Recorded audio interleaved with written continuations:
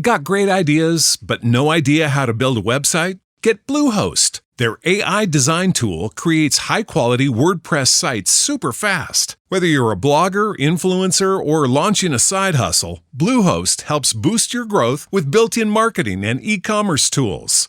Upgrade to cloud to get 100% uptime and 24/7 security to stay online all the time. Why wait? You've got the vision. Make it real. Visit Bluehost.com to get started.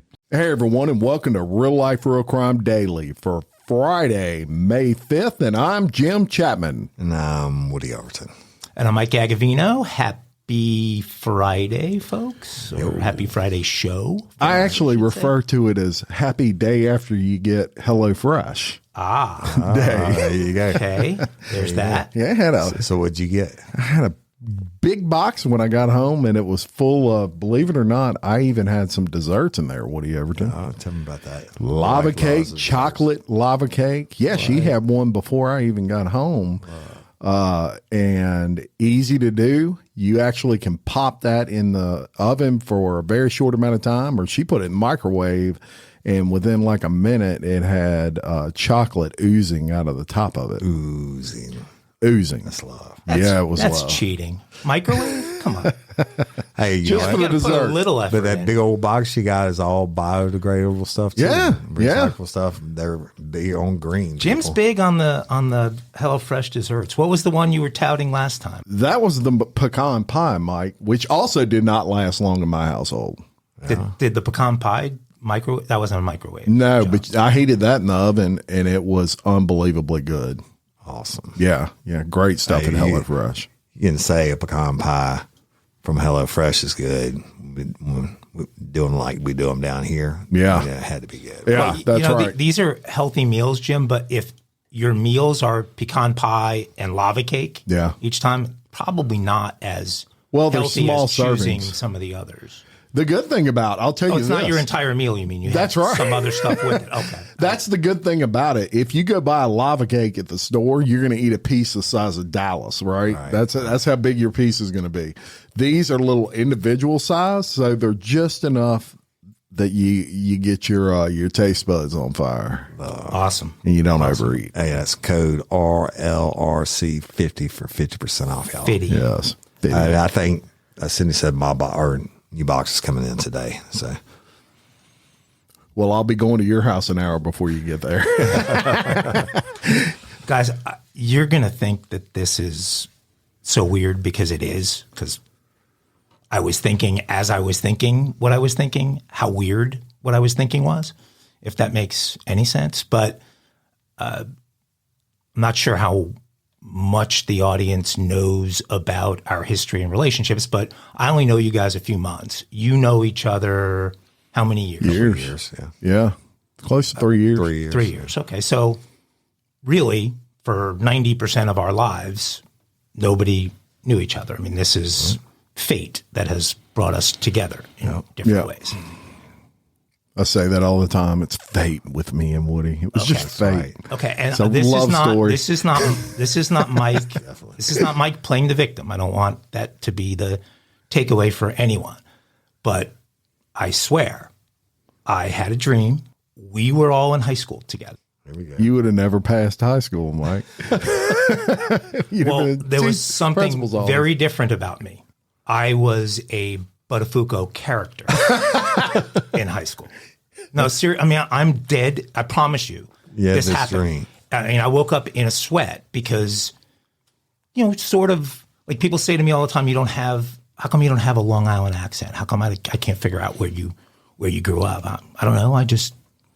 I read some books, and most people on Long Island don't. I don't know, but this is the way I talk, and having the Buttafuoco character thrown at me as aggressively as he has been thrown, I guess in the recesses of my mind, this caused this thing to come out. So Woody is actually solving crimes in the school. He's a cop. As versus to committing them when I was in school. In the school. Well, you might have been committing some of them. Yeah. And Jim was like Mr. Fix-It. Like everything around the school that broke, you were fixing. Control. What you mean that toilet keeps running? You better go catch it. And then, but you never think about this. You meet people, whatever stage in life you meet people, and you know them at that stage in their lives. But wouldn't it be just totally cool if we could, if AI could handle this, we'd hit a button and just for a day, the three of us are classmates in high school. I mean, that would have been pretty funny. Absolutely. I also, by the way, I don't know why I did this, but Dylan Reeves was in my dream. So I don't know if I had just watched the bus video, or I did just watch the bus video, or I watched the bus video a couple of times because people were going. Who's Dylan Reeves? He's our hero, our seventh grade hero who stopped the bus yesterday. I did that story, yeah. And I was thinking you might have gotten wrong with somebody else. I don't know. No, I just think that in this day and age where kids seem to be far less mature at certain ages than they were when we were that age. Not that any of the three of us would have been the guy who jumped up and stopped that bus in it, but that's an amazing. I mean, it really is an amazing thing that kid did, and so I wasn't at all surprised to find out he was now dating the entire cheerleading group from his middle school. So he has earned the right to date all the cheerleaders at the same time. So enough of Mike's screwed up. Another Woody Overton high school story. Enough of Mike's screwed up dreams. Enough of Mike's screwed up dreams, and I don't know what any of that means. If that company had sponsored us like they should have, where I could call and talk to the shrink. Right. They did. Those jerks? No, they didn't. They used to sponsor him before. Well, that was something that was offensive to them. That was pre-Mike. But if they had bothered to jump on board and sponsor us, I'd be calling them today about it. Okay, so we've got a few updates for you. These some of these major stories that we hit on Wednesday's show have remained at the top of the breaking news story. So I'm going to talk about Francisco Oropeso in Texas. I think all three of us were convinced he had made a run for the border and was probably in Mexico, and that this was going to be a long-term thing trying to get this guy into custody. But he wasn't nearly as smart as we thought he was. So Oropeso is the Mexican national who was accused of the quintuple murder in Cleveland, Texas last Friday night. Having been back and forth between the U.S. and Mexico many times, most feared Oropeso was long gone and back in his home country again, just like we did. Turns out Oropeso didn't get nearly that far. Authorities have credited the arrest of the Texas mass shooting suspect, which happened on Tuesday evening, to a tip submitted through the FBI tip line. Somebody got a tip, Sheriff Greg Capers said during a press conference Tuesday. It was a multi-jurisdictional operation, to say the least. They had DPS, CID, U.S. Marshals, FBI, alcohol, tobacco, firearms. They had everybody. We had a tag team, and they all meandered all through the county. And in the end, 140-something law enforcement officers, I believe they had on this. It was a tip that came in that changed the outcome here. So the tip about the suspect's location came in about 5:15 p.m., and just a little bit over an hour later, Oropeso was taken uninjured into custody in the Cleveland area. The tipster received or is receiving the $55,000 tip that Governor Greg Abbott put up for Oropeso's arrest. The FBI special agent in charge, James Smith, announced an additional $25,000 FBI reward. So $80,000 ended up being the total reward. But this guy who committed these horrible acts was found in a closet hiding under a pile of laundry. Original. Not. I mean, think of what a cowardly end to somebody who could commit those kind of gruesome crimes could be that big a coward. I'm just glad they caught his ass. I can't wait to see what his last words are. And then he's going to cry like a little bitch when they strap him down on the table. That's right. Execute him, because Texas will execute him. Well, a number of friends and family were helping him. So he was on the lam with assistance from a number of folks, and some arrests have already been made, including his wife and some friends that either owned or rented the place that he was eventually found in. I also think, while they haven't released the tipster, it sounds like, since they were given the exact location, that maybe the tipster was family or a very close friend who had second thoughts about helping him. So, from one horrible story to another, I think, Jim, you've got an update. Yeah, so we told you about on our Monday episode the 7 people that were found dead in Oklahoma, and at the time, this was a very fluid situation. There wasn't a whole lot of information. We didn't even know at that time. Of course, we speculated that possibly it was a murder-suicide with this guy, but we didn't have any confirmation of that. Some information has come out not only on that, but also on the identity of those bodies that were found in Oklahoma. So we're gonna speed you through this and just kind of take you through a quick trip through what we discussed on Monday and tie that in. On Monday, authorities in Oklahoma were searching for missing teens Ivy Webster, who was 14, and Brittany Brewer, 16, on rural property near the tiny town of Henrietta, when they discovered 7 bodies strewn on the ground, including those of the girls. Police also found the bodies of Holly Guess, who was 35, and her teenage children, Riley Allen, 17, Michael James Mayo, 15, and Tiffany Dorr Guess, who was 13. Authorities believe Guess's husband, Jesse McFadden, 39, shot and killed them all before taking his own life in a murder-suicide. Now, Ivy and Tiffany had been friends for years and lived about a half a mile away from each other, and they talked to some of these families and friends by the name of Justin Webster. Actually said, we knew him just because our kids were so close we would communicate, pick up, drop-offs, stuff like that. But we weren't friendly outside of that. But we had met him and Holly many times. But the Websters didn't know that Guess's new husband, McFadden, was a convicted sex offender who had recently been released from prison. We had no idea, they both said. They also didn't know that he had a court date on Monday to answer child pornography charges. Law enforcement went to his house to serve a warrant for his arrest when he failed to show up in court. Justin said he and his family moved to the area 2 years ago.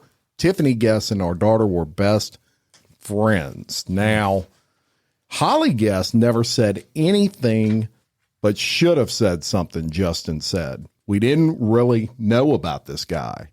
We had read up on him, and he was a little weird, but we felt comfortable, especially knowing several of our daughter's friends would go over there all the time and hang out. They would go over there on weekends. Tiffany would come over here to our house, and she would stay over here the weekends. He also added, we never suspected any sort of maliciousness. Now, Ivy was supposed to sleep over at Tiffany's house Saturday night and be home by 5 p.m. Sunday, her parents said. When she failed to come home, they filed a missing persons report. Nathan Brewer also filed a missing persons report for his daughter, Brittany. An Amber Alert got issued Monday morning for the 2 girls who were seen around 1 a.m. that morning, according to the Oklahoma Highway Patrol. And at the time they were reported missing, the teens are believed to possibly be traveling in a white pickup with McFadden. The Websters only learned that McFadden was a registered sex offender who served time for prison on Monday. We just didn't find out until we saw the Amber Alert with his mugshot on our phone, and it started blowing up, Ashley Weber said. Nathan found out about his daughter from Justin. I got out of the car, and he had met me at the car, gave me a big hug, and was just crying, and he said, she's gone. They're all gone. And I'm like, you're joking? And he said, no, they're all gone. Justin said he can't believe anyone in the community, no one in the community was told that a sex offender was living in their midst. And he wonders why McFadden was even released from prison. I'm angry with the system, and I think everybody in this whole country should be angry with the system. He said, this is a man that had priors. He was a sex offender.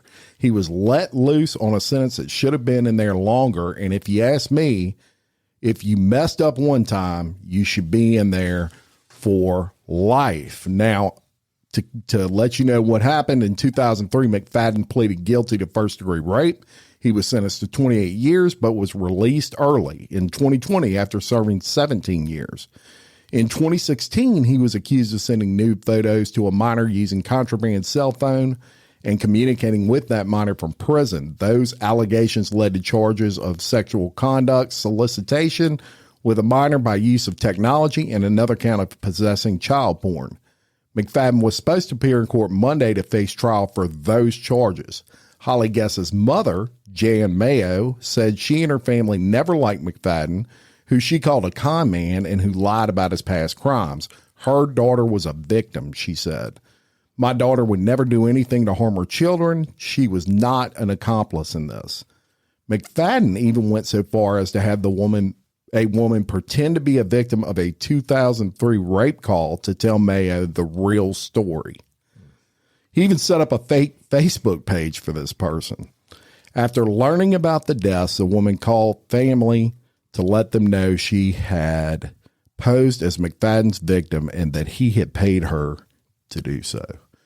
So this is what you call an all-around piece of shit. Unbelievable. I wonder what happened to notifying or the regulation when he gets out on parole and notifying your neighbors about being a sex offender and all that. Now, there was a woman who survived a 2003 rape, but she prefers to remain anonymous, and she has commented as saying, I'm sorry that Holly met him, and I'm sorry that she's traumatized and victimized by him. And I'm sorry these little girls had to go through this. That's what I'm sorry about. I'm sorry that the justice system failed them. Now, this 2003 survivor said that McFadden held a knife to her throat in her dad's mobile home when she was 16 and he was 19. He tied her up with her dad's belts and stuffed her mouth full of socks to gag her. He threatened to kill her and her family and ordered her to throw their clothes in the washing machine to hide the evidence. She ran away. She asked for help from the neighbors. They called 911, and she also called her best friend, whose father was the warden at a nearby prison. They came straight to her rescue. They found him at the river with his wrist slit. It was that earlier attempted suicide, she said, that gave her a sickening feeling over the weekend when she learned that McFadden was being sought in connection with that Amber Alert regarding those missing teens. She already had a good idea that this wasn't good. Yeah.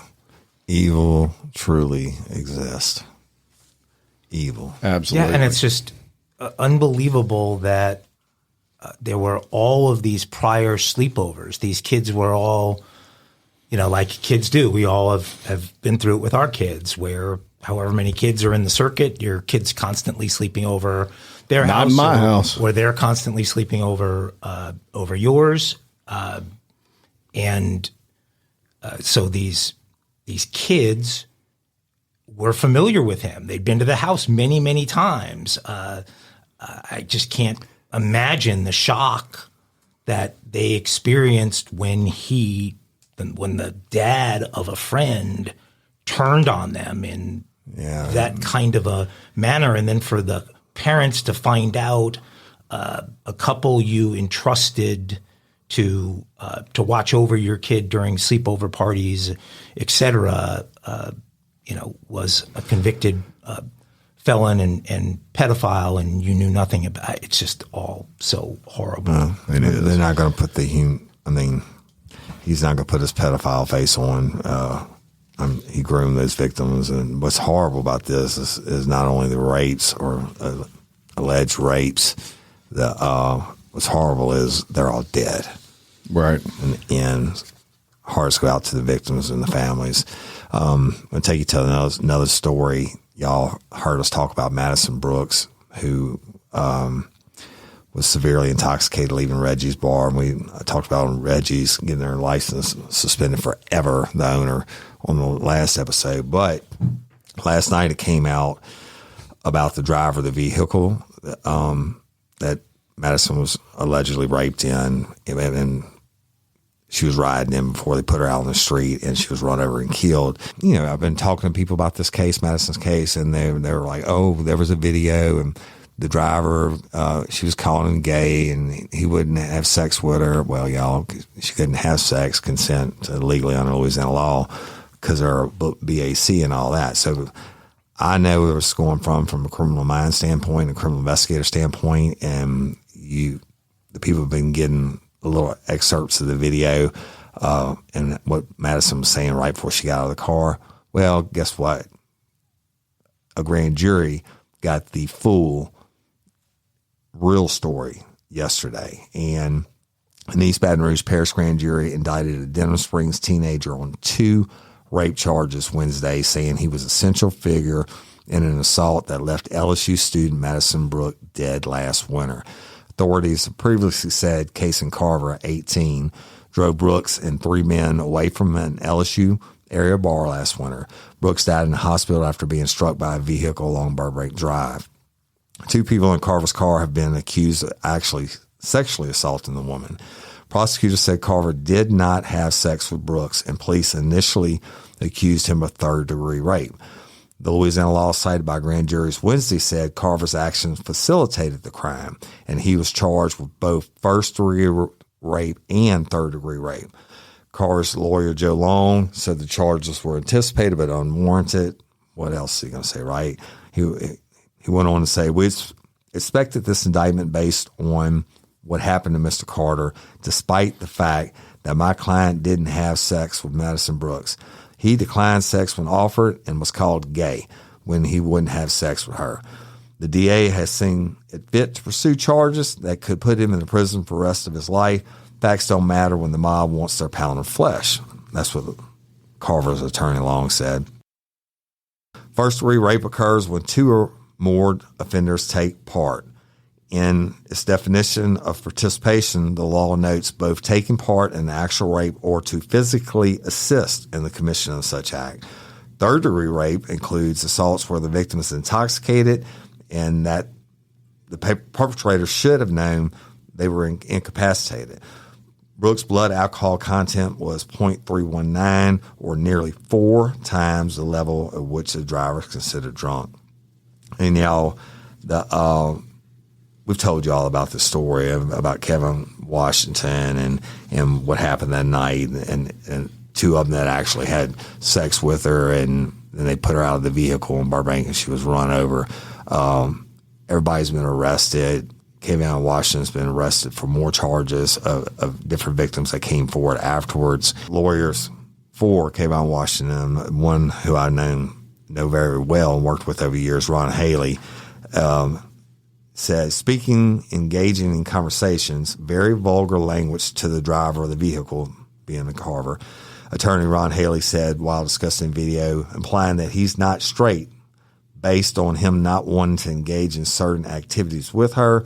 It doesn't put anyone in the best light, but again, not being put in the best light isn't the same thing as rape.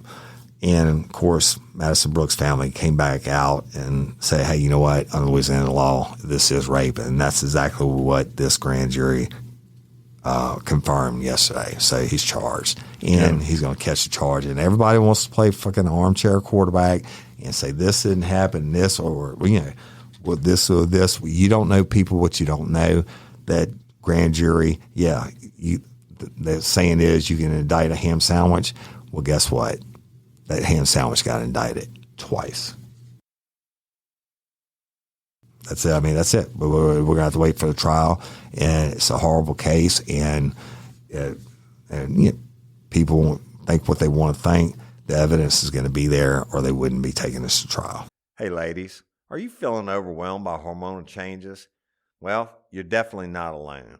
There are more than 1,000 hormone disruptors living in our environment right now. It's in your food, your water, the air you breathe, the clothes you wear, your skincare products. They all mess with your hormones. Then there's the natural hormone changes your body goes through premenopause, menopause, and while it's a natural process, it doesn't mean you have to suffer through it. The good news is you don't have to suffer through it anymore because now you have Hormone Harmony, a formula made only with herbal ingredients that are shown to reduce hormonal symptoms in women of all ages. Hormone Harmony is not just a hormone support and supplement, it's become a phenomenon. Women can't stop talking about it on social media. A bottle of Hormone Harmony is sold every 24 seconds. And the biggest benefit?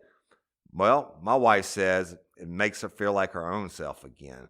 And that's what women mention over and over in the reviews. And there are over 30,000 reviews for Hormone Harmony. And for a limited time, you can get 15% off your entire first order at happymammoth.com. Just use code RLRC at checkout.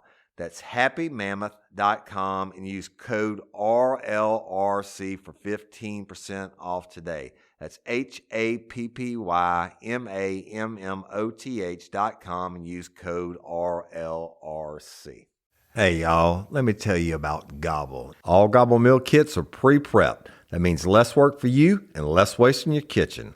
Their meal kits include everything you need so you can save time at the store or just skip that trip entirely. I got the box in and I had 3 different meals. I had a Kung Pao chicken, crispy fish tacos, and a beef bourguignon, however you say it. But let me tell you about the classic beef bourguignon. Look, it came with beef pot roast and a beef broth concentrate, red wine demi-glace, cremini mushrooms, cipollone onions, mashed potatoes, baby carrots, and rosemary thyme butter. It was so easy to make. Literally like 15 minutes it took Cindy. And let me tell you something, and all the dishes were fire, but this thing was like a taste explosion in my mouth. It's just unreal. We've got to spend more time together and more time doing the things we love because everything came in this one single box right to my door. So see what a difference Gobble will make for your household. Right now, they're offering my listeners a fantastic limited time deal. You get $120 off across 4 boxes plus free shipping and free cookies. And let me tell you, those cookies, I ate one that was sin baked and it was delicious. Go to gobble.com/real life. That's GOBBLE.com/real life for $120 off your first 4 boxes. This offer is not available on the home site, so don't miss out. This is genius. It's taste explosions in your mouth like you never had. All right, so stay tuned. We'll definitely keep you updated on that. We're going to go to Pennsylvania. A teacher was killed in front of an 11-year-old who was her son at Dunkin Doughnuts in the drive-thru. 2 people allegedly plotted to kill the 35-year-old in front of her 11-year-old son at Dunkin Doughnuts drive-thru lane. She's the victim of a months-long murder-for-hire plot. This is according to authorities. Zaki Al-Hakim, 33, and Julie Jean were arrested in connection with the death of a 35-year-old who was known as Rachel King. Both are charged with first-degree murder, third-degree murder, and conspiracy. On April 11th, around 7:30 a.m., King was fatally shot by a fleeing gunman. Allegedly, Al-Hakim, as her 11-year-old son, sat in the back seat of her car.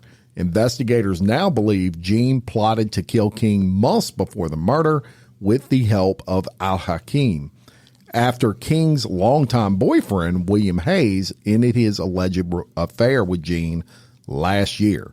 When Hayes broke off the relationship with Jean, she allegedly continued to text, call, harass the couple, prompting Hayes to obtain a protection order for abuse from Jean. This cold-blooded killing of Rachel King was a targeted murder of an innocent person planned by these 2 defendants and horrifically carried out in front of King's son. This stated by the district attorney. In mid-February, Jean made contact with Al-Hakim, the cousin of her children's father. Investigators claim the suspects communicated and met multiple times leading up to the murder.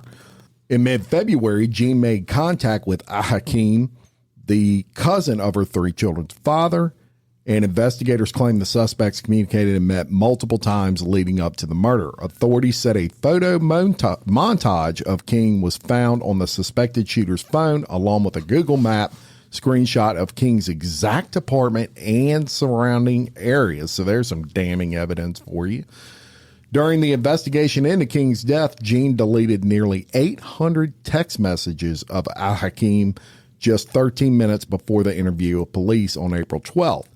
Gene and Al-Hakim were essentially linked by a silver Mercury Sable that was seen on surveillance video at the scene of King's shooting outside of King's home in the days leading up to that death. Al-Hakim obtained the vehicle on March 30th, 2023, less than 2 weeks before the murder. When Al-Hakim and Gene were together, they went to buy it at a shop in Philadelphia, and the vehicle was purchased in Julie Gene's name. On April 11th, Al-Hakim parked the car outside the Dunkin Doughnuts, walked up to King's Ford Edge, and fired shots into the driver's side window. The suspect fled, and the responding officers recovered 6 9mm cartridge casings from the scene. In addition, authorities say Al-Hakim is a suspect in a separate homicide on April 7th in Philadelphia. The same Mercury Sable and 9mm ghost gun detectives believe he used in King's death was apparently involved in the other killings. Al-Hakim was arrested and charged with the April 7th murder. King has worked as a teacher with the Grover Cleveland Elementary School for more than a decade. And friends, families, colleagues, they set up a GoFundMe page for her. King's father, who is a reverend, said that his family is seeking justice and that they want it done accurately and fairly. Hakeem is jailed at the current Fromhold Correctional Facility in Philadelphia, while Gene is being held at the Montgomery County Correctional Facility. Both are denied bail. Well, another crazy ass story, right? And absolutely. And the planning is horrible with these people. A breakup causes this. First of all, that guy was a busy hitman. He had 2 hits in the same month. Yeah, right. That's a heavy workload, isn't it? Maybe went to rentahitman.com. He might have gone to rentahitman.com and put up his shit. I'm not making light of the 2 people who were murdered. He's a piece of shit. It's awful. He should be murdered.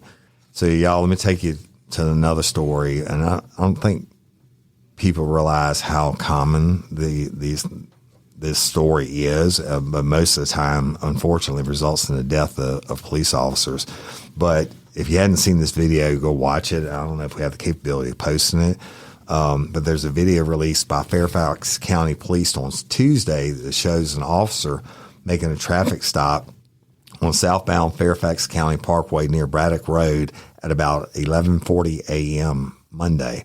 The officer has a gray sedan pulled onto the right shoulder and is speaking to the driver through the passenger window. Now, that's so he could be safe out of the traffic, right? But suddenly, a black sedan speeds around a curve. Now, this is coming at him, not behind him. A black sedan speeds around a curve, spins out, and screams across the grass median and spins backward.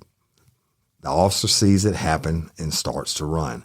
The car collides head on, and the striking vehicle spins, clipping the officer's right leg and then smashing into the police cruiser. The y'all, it was a 17-year-old driver driving a car, and it was going well over 120 miles per hour. If the officer had not run, he would have lost his life or a minimum his legs. And the officer popped up, back up and jumped on his radio immediately and says, my cruiser was hit, the driver was hit, trying to check on injuries. So, but this, I know of several people that I've known over my career that have been killed on traffic stops. People just run the fuck over. It's dangerous. And at the Willie Graves, my first sheriff, when he was in uniform patrol, he had somebody pulled over and he was standing in between 2 cars, writing him a ticket or whatever. Somebody came behind and hit the car, and he got pinned between 2 cars. That's why his legs are a little messed up to this day, his walk. A trooper got killed on the bridge. I'm going down South one today on the I-55 over the Man Shack and all that. Mm-hmm. He was of Vietnamese descent, and I can't remember his name. Sorry, brother, but he fucking wide ass road. You could see it forever, right? And that's why they like to dump bodies there so much, because you could see that people coming from such a long way, and he had his lights on and everything else. Car ran over him and killed him. Wow. And so y'all, if you see a cop car with somebody pulled over or whatever, an ambulance on the side of the road with the lights on, it's actually a law in Louisiana now. You have to get over if you're on a 4-lane, on the interstate or whatever. Get over and give them some slack. Absolutely. And this kid driving 120 miles an hour. Yeah, and it's horrific, the video, which we can and will post on the Facebook page, so look for that. Yeah. It was not that cop's time. No, because no. I mean, when you look at it and you calculate all the moving parts and the weight of the moving parts, and basically if he was anywhere other than where he was. Yeah. And he was alert too. I mean, of course, he heard that car coming. He heard it, and also the fact that what he had pulled over was a 7 Series BMW, which is a tank. Yeah. That car did not give that much way when it was struck, and then the other car sort of spun around his body. That's thank your lucky stars. I want y'all to check something out. Next time you see a cop that has somebody pulled over, I want you to look at their front driver's side tire and tell me what position it's in, and get back to me on the next episode. Interesting. And I'll even send you a picture, because I was on the way to Wisconsin, and I stopped in Springfield, Missouri to get a little rest, and they were home of Bass Pro Shop. Yeah, really? Unfortunately, I didn't go. So I took a picture. I was talking to a cop buddy of mine via text, and I was outside burning one, and I'm looking at the 3 vehicles, all 3 SUVs, and I took a picture and I sent it to him. I said, "Can you tell me which one is the cop car?" And he said, "Oh yeah, definitely." So y'all do that. Had to research that one. Do that. Very good. A couple different reasons. Next. We're going to leave the United States. We've talked about a number of vigilante stories within the United States. We're going to go to the island nation of Haiti. At least 18 people have been killed by crowds in the town of Port-au-Prince, the capital, in the past week. 5 men were killed and set on fire by a crowd of Haitian vigilantes Tuesday for suspected gang activity. The Caribbean nation's worsening gang violence epidemic has drawn international ire. The Prime Minister, Ariel Henry, has condemned the vigilante killings, ordering residents to, quote, calm down. Vigilante killings are surging in Haiti's capital and surrounding areas, where an additional 5 men were murdered and set on fire Tuesday by a crowd that left one of the bodies near a police station. The male victims were apparently brought out alive from the slums of outside Port-au-Prince and then killed, according to people in the crowd. Most of the bodies were left strewn along the road that leads to the home of former President Jovenel Moïse, who himself was killed back in July of 2021. A 5th body was left close to the police station in a suburb. "It's horrible for them to be killed in front of the eyes of the police," said Jean-Marc Etienne, who witnessed the scene while sitting in the park in front of the station. Quote, "This shows that nobody is safe, that anybody can be killed." At least 18 people have been reported killed by crowds in Port-au-Prince and surrounding areas in the past week. The killings come as some Haitians say they are tired and angry over escalating gang violence, which is up 20% so far this year, as well as a dramatic increase in kidnappings. 637 kidnappings have been reported so far this year, which is a 63% increase compared to 2022. The police and justice officials have to take control, Etienne said of the vigilante killings. Overall, more than 130,000 Haitians have fled their communities as gangs break into homes, set them on fire, and kill people in territory held by rival gangs.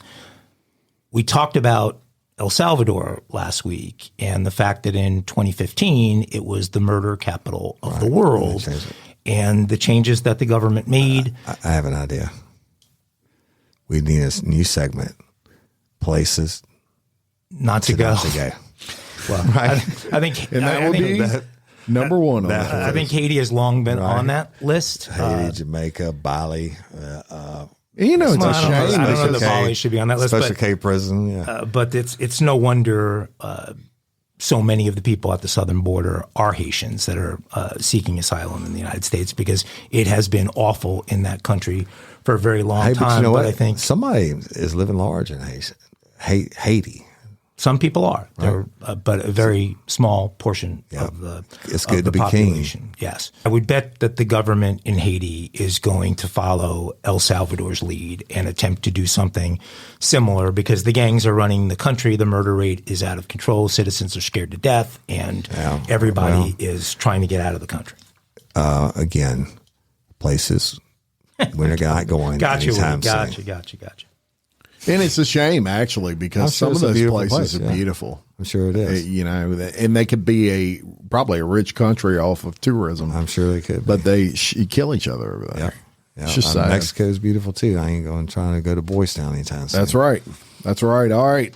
An NYPD detective has died after 33 years in a coma. What? Yeah. I think I know about this. So a New York City Police Department detective who spent more than 3 decades in a coma after being shot during a 1990 robbery has passed away. Patterson went into a vegetative state on January 16th, 1990, after being shot in the head while washing his car when 3 individuals approached him in search of $20. The shooter, identified as 15-year-old Tracy Clark, was accompanied by then 17-year-old Darren Crawford and then 20-year-old Vincent Robbins into the ambush as they were in need of money to play in a local basketball tournament. All 3 served times for various convictions and have since been released. But Patterson, who was 27 at the time of the shooting, never regained consciousness. Rest in peace, dude. That's just awful. His son, Troy Patterson Jr., who was only 5 at the time of the incident, said that while his dad had limited ability to communicate, he was able to react to his family's voices, and sometimes he smiled, chuckled, or even laughed. That was tough, 5 years old, a little kid, practically a baby, seeing your dad laid up in the hospital, tubes, stomach, nose, everywhere, mouth. It was tough, but with the family there guiding him in the NYPD, we got through it. The NYPD is going to honor Patterson on Monday by lining up his funeral parlor for a dignified transfer. Rest in peace. Well, they must have one hell of an insurance situation there at the NYPD, you gotta because take care of them. You're needing that kind of care for 33 years, and they're paying for it. I think my wife's over under would be about 33 days, and the hook would get pulled on me. Insurance and police, they're going to take care of their own. Horrible story. Rest in peace. And folks, if you don't want to be that guy, make sure you have a DNR, because well, this kind of confusing the story, because it said he was in a vegetative state, and if you're in a vegetative state, you can't. I was thinking when he said vegetative state, I'm like, I don't want to live that long. I don't want to be that way. Let Lopa come harvest my organs and do whatever with them. But then evidently in the beginning he could speak and communicate. So I didn't say speak. I don't think he could speak. They said he could laugh or smile, which I don't know if they were. Communicate, however, right? And this one is just pure freaking crazy. An Arkansas woman has pleaded not guilty to charges that she sold 20 boxes of stolen Pizza body parts. From medical school cadavers to a Pennsylvania man for nearly $11,000. Wait, they sold what? It should be. It should be. But listen to this shit. The April 5th indictment, unsealed Friday in federal court in Little Rock, accuses Candace Chapman Scott, 36 years old, a former mortuary worker, of setting up the transactions with a man she had met through Facebook in a group about oddities. Now, how in the fuck I get put in Facebook jail every week when we're trying to do legitimate that posts? woman, that picture, They can have a Facebook group and where they sell fucking body parts. Wait, that picture right there is of a 30-something-year-old woman? Yeah, right. We'll show the picture online. I think if you work in a mortuary that you begin to look more and more dead as time goes on, because that's not a 30-something. I'm injecting. I got now. Y'all go look up that Facebook group if they hadn't shut it down. Scott, a Little Rock resident, pleaded not guilty to 12 counts, including conspiracy to commit mail fraud, conspiracy to commit wire fraud, conspiracy to commit interstate transportation of stolen property, and interstate transportation of stolen property. Scott is jailed with a hearing on whether she will be released on bail scheduled for Tuesday. A lawyer for Scott did not immediately answer an email, but whatever. The buyer is not identified in the federal indictment, but separate state charges in Pennsylvania name him as Jerry Lee Pauley of Enola, Pennsylvania. Scott was employed at Arkansas Central Mortuary Services, where part of her job was to transport, cremate, or embalm remains. I'm going to tell you something.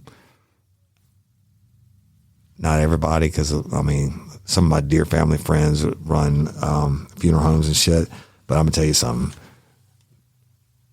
And it just reminded me, I'm not going to say it. They got some sick fuckos that do this. That's in every profession, good, bad, every profession, but I know they got some sickos that handle that. But anyway, University of Arkansas for Medical Sciences Little Rock has said that's where the medical school sent remains of cadavers that had been donated for medical students to examine.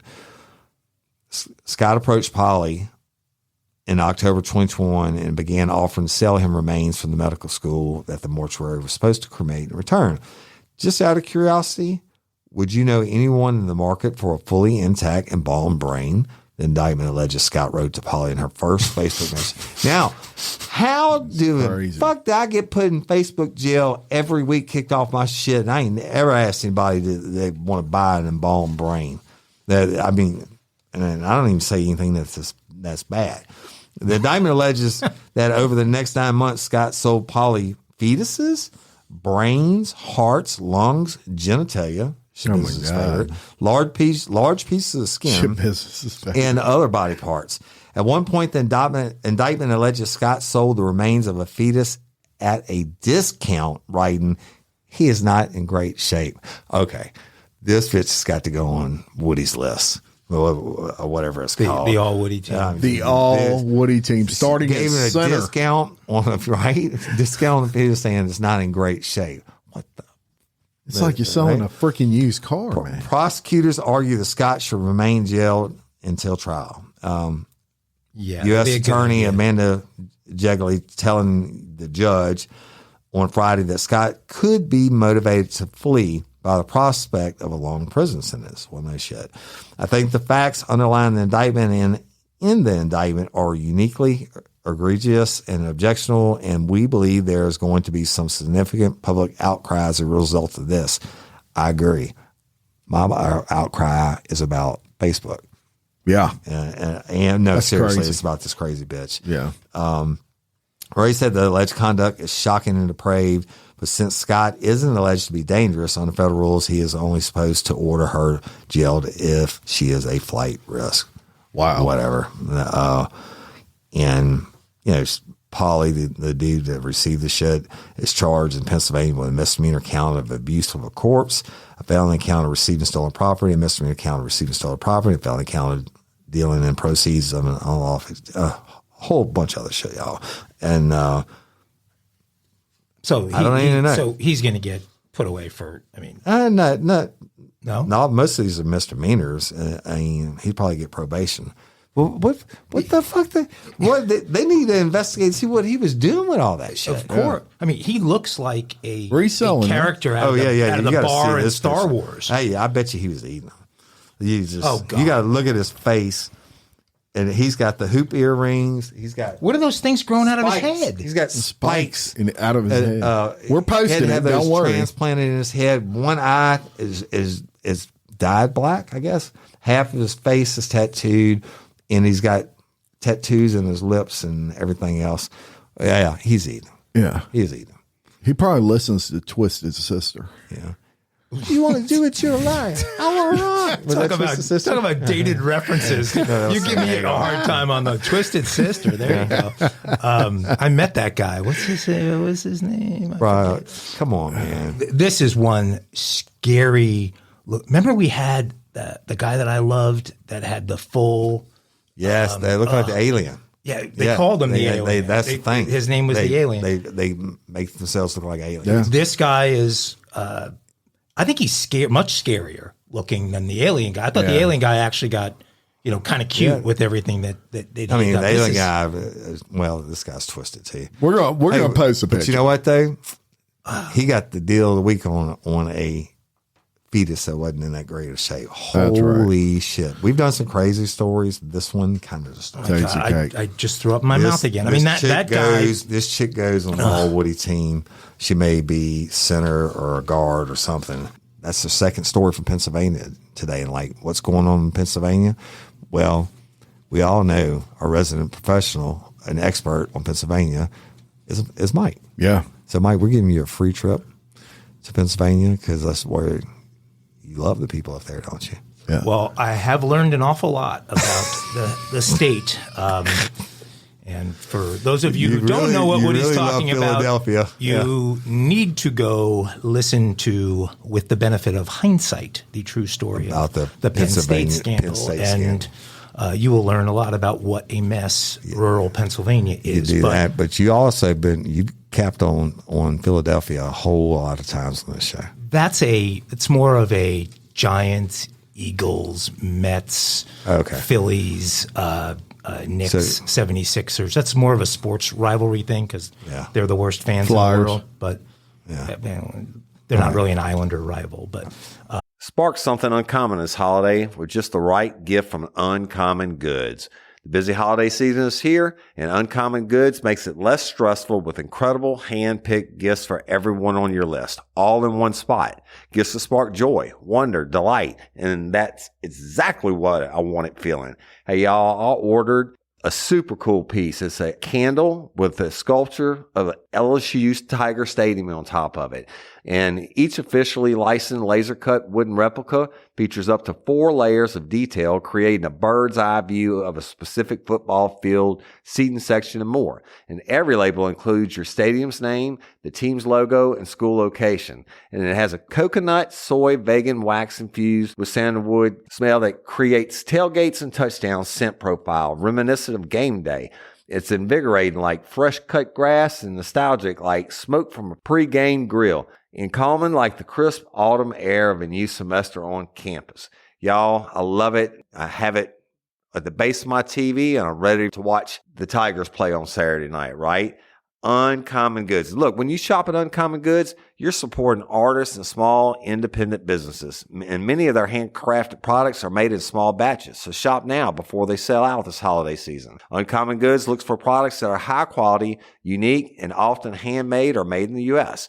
They have the most meaningful, out of the ordinary gifts anywhere. They even have gifts you can personalize.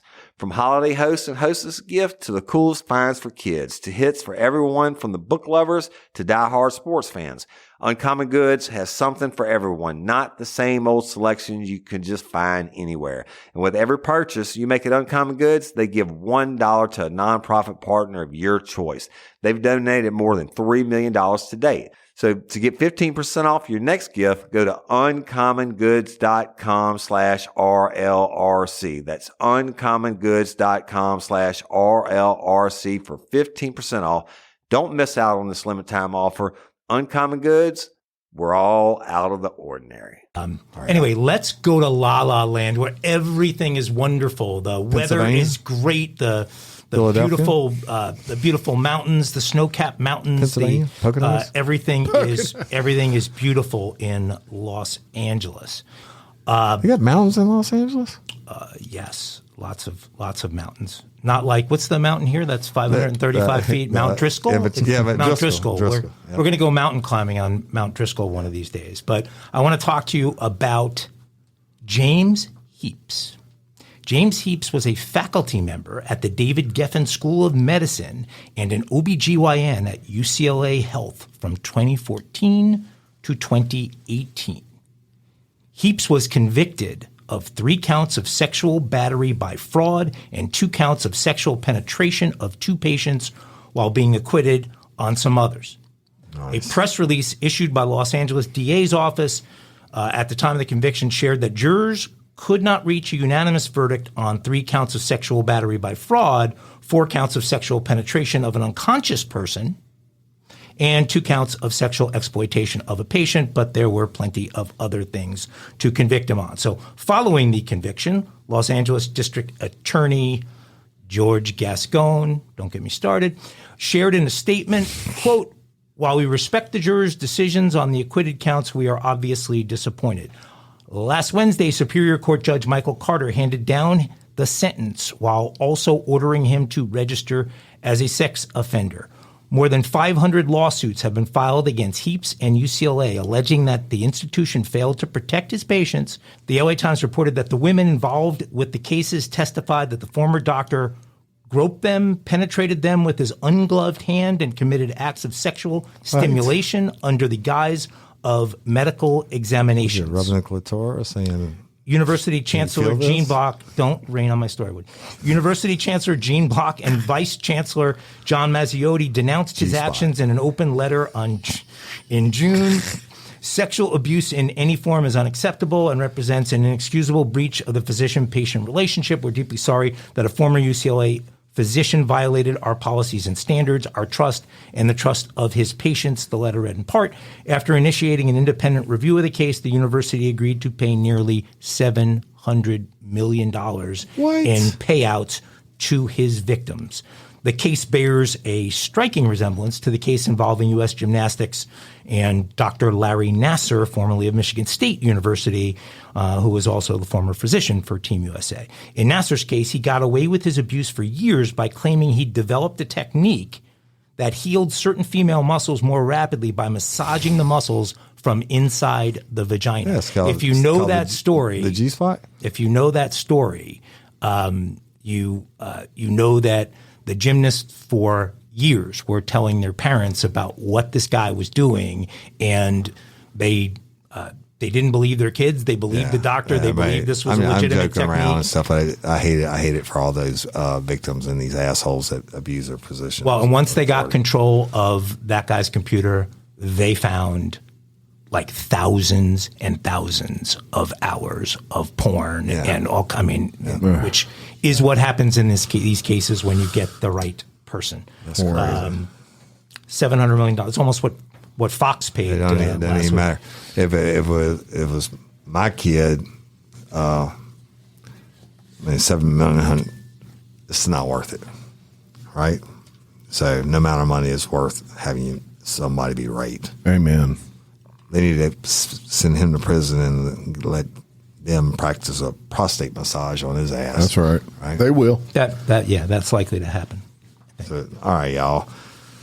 Well, here we go. I mean, we're talking about orgasms and molestations and all that shit. I'm going to take it to the next story. Now, this one, y'all, I don't really see. How come you get all of these kinds of stories? What is it about you that lands you these stories? It's the way my brain attracts shit. And, I don't really know that this one is a crime, other than maybe someone's peace could have been disturbed and some people's peace weren't disturbed. There was a concert goer who was watching the Philharmonic crank out Tchaikovsky's Fifth Symphony at the Walt Disney Concert Hall when she apparently became sexually aroused. One witness seated near the woman told the Times, "I saw the girl after it had happened, and I assumed that she had an orgasm because she was heavily breathing and her partner was smiling and looking at her like in an effort to not shame her. It was quite beautiful." Another attendee tweeted the woman was having a loud and full body orgasm to the sounds of the music, and the band carried on. A third person said the woman's apparent moment of pleasure was wonderfully timed to a romantic swell in the melodies.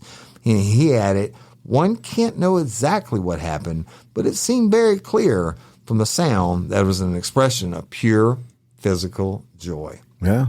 More evidence of the climatic moment surfaced online in an audio clip. You hear someone in the throes of a loud orgasm as the symphony plays the 5th second movement. One concert girl poured cold water on the orgasm theory, and the witness took to Twitter claiming that the woman had a breakdown of some sort, and then everyone in the crowd, Always the one. everyone in the packed crowd was worried it was a medical emergency. Well, I would submit this person probably never had a true orgasm, right? Now, the naysayer. And right. And look, you want to have a great orgasm, you want to have a motherfucker break down. yeah.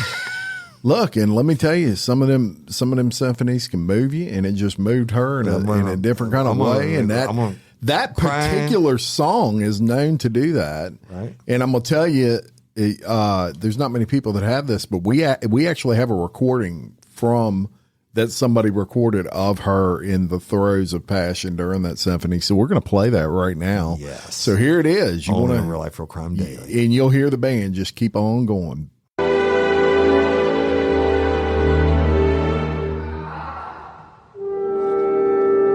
Well, there God, I would have loved to have seen what she would have done if she was at a Barry White show. I mean, imagine what that would have sounded like. Oh my God! The whoever her companion was got off easy, right? And then, so anyway, y'all, that it's a clear incident. You heard it on Real Life Real Crime, and you let us know what you That's think, it. right? That's it. We love it. So, An obvious crime, definitely a crime. and mate, Somebody so will the one try person, to turn that the into one a crime. asshole in the crowd, because they're always one.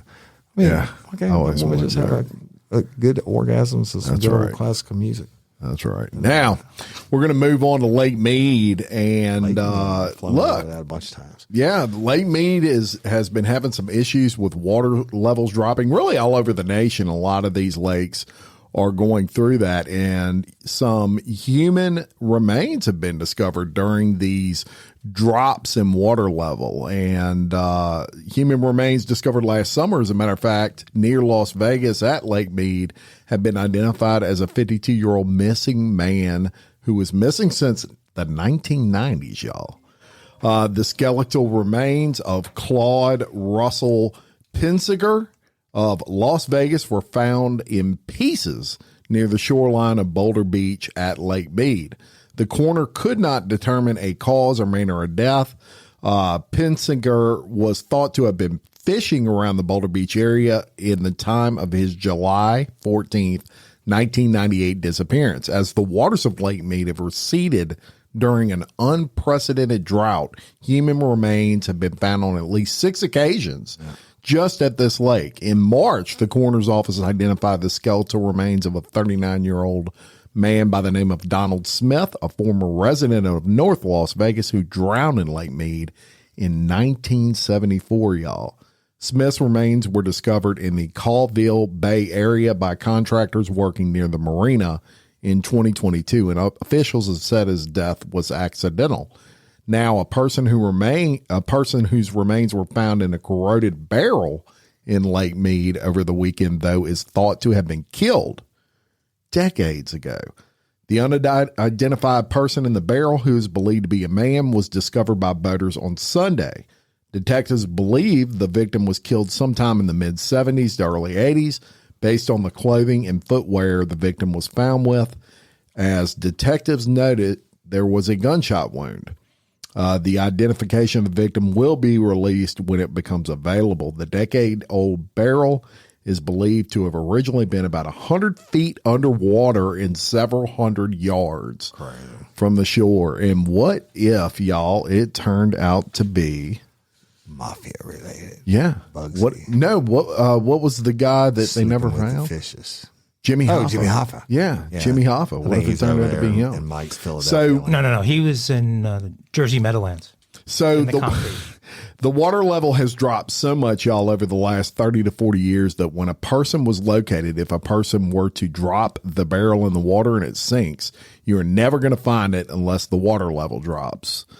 The water level has dropped and made barrels visible. The barrel did not move. It was not like the barrel washed up. So basically, the water level just exposed the barrel. It didn't float anywhere. On May 7th of 2022, two sisters discovered the remains of 42-year-old Thomas Ernst, who had reportedly drowned on August 2nd of 2002 while on a boating excursion. So the positive out of this is a lot of people are able to finally get remains of their family members that, they did drown in Lake Mead and they were never able to find these bodies.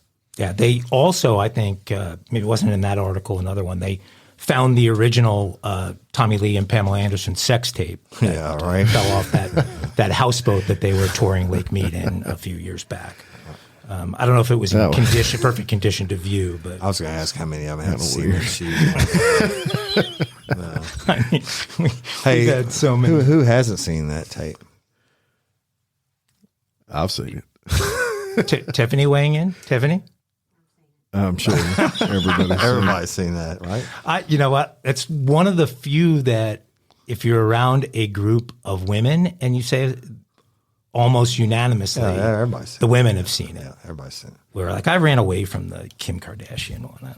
I've never seen the Kim Kardashian. I saw Paris Hilton. And she didn't look like she was having a good time. Here we go. My banjos. Your banjos. Banjo time. We need to move it. Time move on. Flies no more small talk. When you're looking for banjos. In a move earning an honorable mention for dumbest crimes. So I didn't have this totally pegged for banjos, but let's put it all the way in dumbest crimes. A Massachusetts man allegedly responded to a Craigslist ad requesting bomb materials. The man allegedly planted a fake bomb on Harvard University's campus in an attempt to extort a large amount of Bitcoin from the Ivy League school. This is according to a criminal complaint that was unsealed on Tuesday. William A. Giordani, who's 55 years old, was arrested on Tuesday, May 2nd, by FBI agents in Massachusetts and was charged with conspiracy along with aiding and abetting an extortionate threat. According to an affidavit by Harvard University police, Thomas Carnes, working with the FBI's Boston Area Joint Terrorism Task Force, Giordani answered a Craigslist ad posted on April 11th, allegedly from a man named Win Mine. Suspicious name, Win Mine, with a New Jersey phone number who offered $300 to somebody who could buy and deliver, quote, some item to his eldest son, who is a Harvard student. Giordani allegedly fulfilled the request and bought fireworks in New Hampshire and several items from a Massachusetts Home Depot store, including a sturdy tool bag, a safe, and wires. So this guy, Win Mine, had listed those items for this guy to buy and to deliver to his, supposedly that he had a son at Harvard. Shortly before 2:30 p.m. on April 13th, the Harvard University PD received a call from a computer-generated male voice. Well, we got another AI crime. The complaint states, noting that it came from the same New Jersey number that placed the Craigslist ad. Quote, now this is a disguised computer voice that's saying this, and I'm not going to attempt that. There are 3 bombs planted around the Harvard campus, and we are ready to provide undeniable proof, the distorted voice said. For the sake of the student, do not hang up until we have a chance to demonstrate that this situation is real. Each device had an explosive yield of at least 80 megajoules. Guys familiar with the megajoule? Yes. What are you doing? I'm not doing anything. What is that? What are you talking about? Stretching. Is that a stretch? I don't know what you're talking about. Are you not captivated by Why are you being so defensive? Are you not captivated by my dumb criminal story? I'm not being defensive. I pay attention during your stories. I'm sorry. You got in a lot of trouble. Okay, in my high school dream, you didn't seem to get in a lot of trouble. But megajoules, I'm very familiar. I have 2. I was thinking the same thing. So well, good for you, because that represents about 0.6 of a gallon. So yes, that would be your megajoules would be very full. Harry Bubblegum. So each device, I'm trying, folks, had an explosive yield of at least 80 megajoules and contained several pounds of metal shrapnel. The caller continued, saying that the force would kill at least 40 students and injure hundreds more. The caller gave the Harvard police 100 minutes to meet his demands and told Harvard PD to prepare to pay, quote, a large Bitcoin transaction. In the meantime, you should begin preparing a large Bitcoin transaction as soon as possible so that any technical difficulties can be resolved in the next 96 minutes. This guy was very particular with his numbers, 100 minutes and 96 minutes. We also request that you send the Bitcoin using the fastest available transaction speed, because if we cannot completely confirm payment within the 100 minutes, we will detonate the bombs regardless of whether there is a transaction in progress. So this guy really did his work on this. According to the complaint, the caller said that the exact Bitcoin amount would be supplied in subsequent text messages. But between 2:36 p.m. and 4:06, the Harvard PD received 6 additional calls, 5 of them from the New Jersey number, with additional demands for payment. During the 4th call, the caller said that one of the explosives was in the Science Center Plaza, a popular spot for students to gather. You might be the fastest reader I've ever heard, Mike. The caller said that the device was in a red and black Husky tool bag located between food trucks. You people wonder why I'm sensitive about the Butterfield issue. Police shared that April 13th, quote, was the first 80-degree day of spring, a day when students and other members of the Harvard community would reliably be eating, studying, socializing in the plaza and other outdoor spaces on campus. According to the complaint, just after 2 p.m., an hour and 15 minutes later, police spotted Giordani by the Harvard webcam walking onto the plaza with the red and black Husky tool bag. Woody's got me all effed up. I can't talk anymore. Campus police arrived, they found the bag, and they quickly evacuated the plaza and nearby buildings. The entire Harvard community was issued a campus-wide alert informing students and faculty of the bomb threat. The Cambridge bomb squad was requested and used a robot device which executed a controlled destruction of the bag. Investigators also found a metal locking safe containing a package of wire fireworks and a small rectangular box with wires attached to it. The package of wire had a yellow Home Depot sticker attached to it with the name Win Mine on it and the same New Jersey phone number the Craigslist poster and caller had used. It also included an order number, the store manager's name, and the phone number of the Home Depot in Boston. We're almost there, folks. On April 25th, law enforcement had enough evidence to link Giordani to the crime. They called him and he agreed to meet them in Tingsboro, Massachusetts at 10 a.m. on April 27th. But Giordani allegedly failed to appear. Later, he agreed to meet the FBI at their Bedford, Massachusetts office with his mother on May 1st. Was that Monday? With his mom. That was Monday. Yeah, he's bringing his mommy. He's 55 years old. Holy shit, how long is this story? on May 1st, Giordani's mother was the only one that came to that meeting. She shared that Giordani was afraid he would be arrested for transporting fireworks across state lines. Eventually, Giordani agreed to speak to officers on the speakerphone. I'm throwing in the white flag, and I am going to just bring you to the end of this. This guy responded to a complete farce. There is no win mine. He's not real. The whole thing was him being jacked around. He did everything that they asked him to do, which means he committed several felonies and is going to go to prison. He actually faces a combined maximum of 25 years in prison and is scheduled to appear in court today, Friday, May 5th. Yay.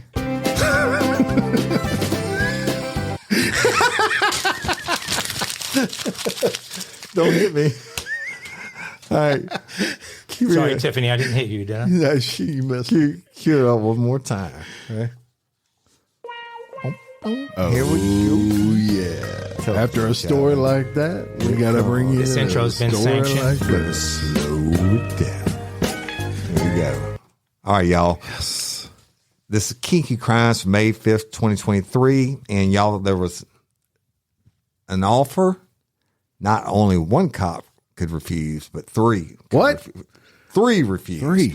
A Florida woman was arrested for drunken driving and possession of marijuana and cocaine, offered repeatedly to perform oral sex, more commonly referred to as blowjobs, gentlemen, on 3 different officers if they would drop the charges. And that's in the arrest affidavit. Cops rejected her plea bargain, and she was hit with 3 counts of bribery. Ariel Ingert, 24, was pulled over and charged with drunken driving. She allegedly failed a series of field sobriety tests. Her BAC was .162, more than twice the legal limit, and she also admitted she had a bag of weed in her purse. While being processed for 2 crimes, she allegedly tried to play Let's Make a Deal with Deputy Brian Sudbrink and offered to Wait. What was his name? Sudbrink. Oh. SUDBRINK. I thought you said suck brink. She might Like, have that's wanted perfect. to do that. She offered to give him a blowjob and to perform other sex acts if he dropped the charges.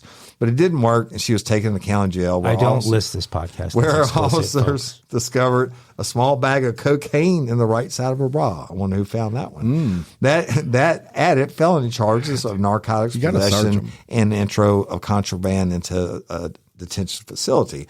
But when she was rejected again, police added 3 counts of bribery to her rap sheet. And we're going to post her smiling photo. This is her booking photo. And that's it. Today's key crimes.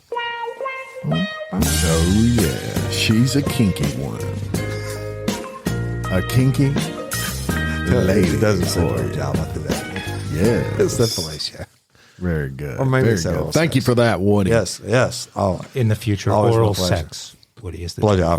oral sex. more commonly referred to as blowjob. I am yielding my time on They Stole What because I don't want to have the inferior They Stole What story because Woody already did the stolen body parts from the guy who looks like he came from the bar don't scene hate. in Star Wars. And I got to do the So- orgasm and So we're going to go right I to this yield day, my Brian? time to Mr. Chapman. yes. Well, I love this. This day in crime, y'all. May 5th.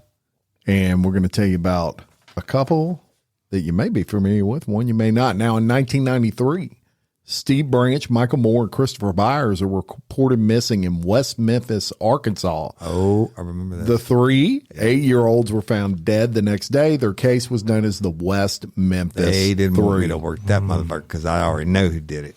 The victims were killed in what was believed to be a satanic ritual, and David Eccles, David Baldwin, and Jesse Miskelly were convicted of the brutal crimes in 94, but were released in 2011 Didn't do it. after taking the Alford plea, which is accepting a guilty plea while maintaining their innocence. Right.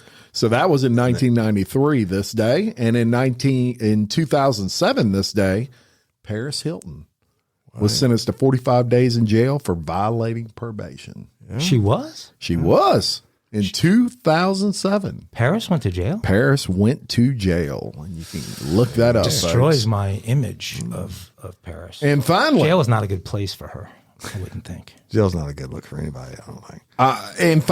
in 2016, Lonnie Franklin Jr. is convicted of 10 counts of murder. He's sentenced to death, and he is known as the Grim Sleeper. Really? Yeah, so serial killer. The Memphis 3 were in prison for 17 years. One of them was on death row. Yeah. Yeah. But we'll talk about that another day. Well, but you know who did it? Oh, yeah. The stepdad did it. Hey, Did he ever get convicted for it? No. He's dead now. But if Woody Overton worked that, I'd have told the truth. and they fucked so it all stay up. tuned for that. Yeah. But that's this day in crime. But let me say, That's right. right before you hit it real quick, I got to give a shout out to my beautiful bride, Cindy.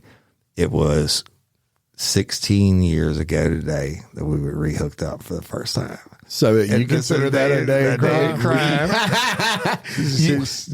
Did you put handcuffs on her or I something? might have. Hey, it was a crime to all the other ladies in the world that couldn't have any more of this. Oh my Cindy, God. Cindy, did you have the right to remain silent? Yes, indeed.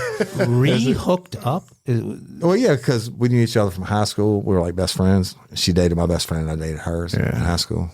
Anyway, so my mom and dad went on. So while she was dating your best friend, you hooked up with her. Is that what you're saying? That should be an episode of Kinky Crime. That's the episode. My wife would deny that. But all right. No, you shouldn't talk that way about saying. Right, but I know that you would not let that happen, sir. May 5th, this day in crime. Thank you. Love it, as usual. And thank you, everybody, for listening. We love and appreciate each and every one of y'all. Guess what? Starting next week, y'all love Real Life Real Crime Daily so much. Yes. We're going to bring it to you 4 days a week. 4 days a week. Four. And that'll be Mondays, Wednesdays, Thursdays, and Friday. And on Tuesdays, you get your regular Real Life Real Crime episodes. So some sort of Real Life Real Crime every day. All day long. It's a gift that keeps on giving. All year round. And I give you all a hard time, Mike. You know I love you. And Sundays, Jim is going to do a religious service.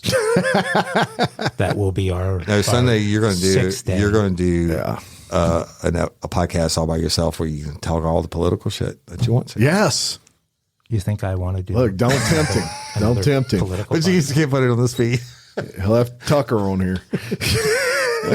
Tucker, come back. Somebody will hire you. All right. Love y'all. Thank you. Love y'all. And until next time, I'm Jim Chapman. I'm Woody Overton. And I'm Mike Agovino. Your host of Real Life Real Crime Daily.